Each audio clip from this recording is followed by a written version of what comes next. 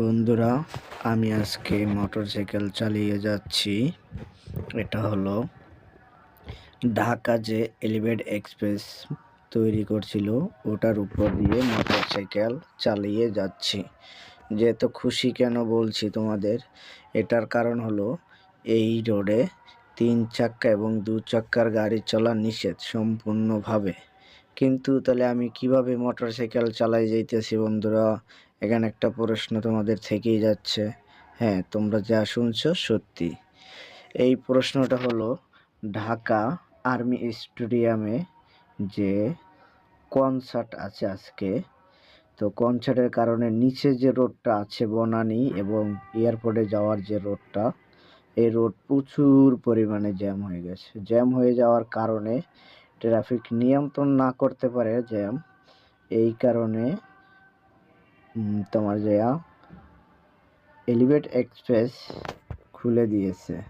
এই জন্য এটা দিয়ে শুধু রিক্সা, অটোরিক্সা বাদে ওই কিছুক্ষণের জন্য সব ধরনের যানবাহন চলাচল করার জন্য অনুমতি দিয়েছে এবং কোনো প্রকারই টোল ছাড়া।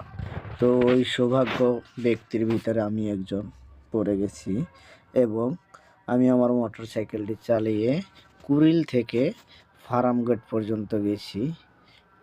কি সুন্দর! এটা আপনাদেরকে নিজ চোখে না দেখলে বিশ্বাস করবেন না যে এটা এত পরিমাণ সৌন্দর্য লাগে দেখতে। এই যে আর্মি স্টেডিয়াম যে বলছিলাম যে কনসার্ট, এই কিছুক্ষণের ভিতরেই দেখবেন আপনারা এখানে চলে এই যে আর্মি স্টেডিয়াম দেখা যাচ্ছে। ওই যে লোকজন হালকা পাতলা দেখা যাচ্ছে ওই যে ব্রিজের নিচে, এই হলো আর্মি স্টেডিয়ামের। কনসার্টের কারণে রাস্তা বন্ধ নিছে, রাস্তা বন্ধ থাকার কারণে এলিভেট এক্সপ্রেসের উপর দিয়ে ইঞ্জিন চালিত সকল গাড়ি চলার অনুমতি দেওয়া হয়েছিল কিছুক্ষণ সময়ের জন্য। বুঝলে বন্ধুরা, এই জন্য সৌভাগ্য হয়ে গাড়ি চালাইয়া আসলাম এলিভেট এক্সপ্রেসের উপর দিয়ে। যদি ভিডিওটা ভালো লাগে বন্ধুরা, ফলো করে দিও, লাইক